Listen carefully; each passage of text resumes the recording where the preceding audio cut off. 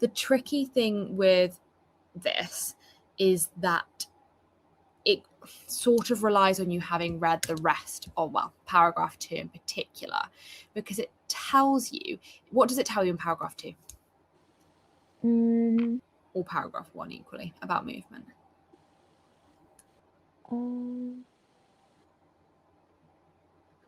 So in paragraph 2, it particularly says, in concertina locomotion, they assume a sigmoidal shape. What does that mean? Like an S shape. Yeah, exactly. So what this is about is sort of a comparison, right? It's talking about their normal motion, which is an S-shaped one, versus this, what's it called, rectilinear one, which tells you that it allows them to remain virtually straight.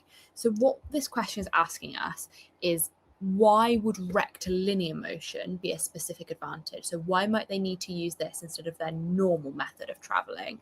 And so from that, we need to think, what is the main difference that's going to occur if they're traveling straight versus in an S shape? What do you think is the main difference?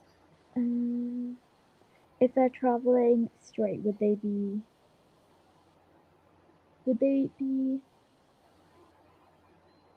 wait, oh right, they would have less space to move. Yeah, exactly. And so that tells us that the most sort of, the one that lines up with that most is this idea of crawling through a tight hole.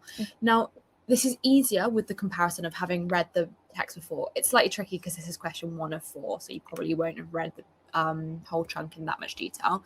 But was this one of the questions where you weren't too sure? Yeah. Yeah.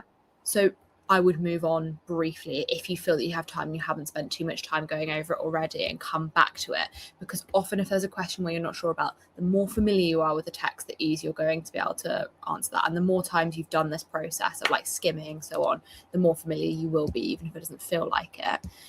Even without this comparison though, we can think about how could we have worked this out. And so I think the key bit here is telling us, it's the sentence either side, right, is usually going to be the most important thing, like you've identified, but you didn't actually do in this question. And it tells us it allows them to remain virtually straight as they move.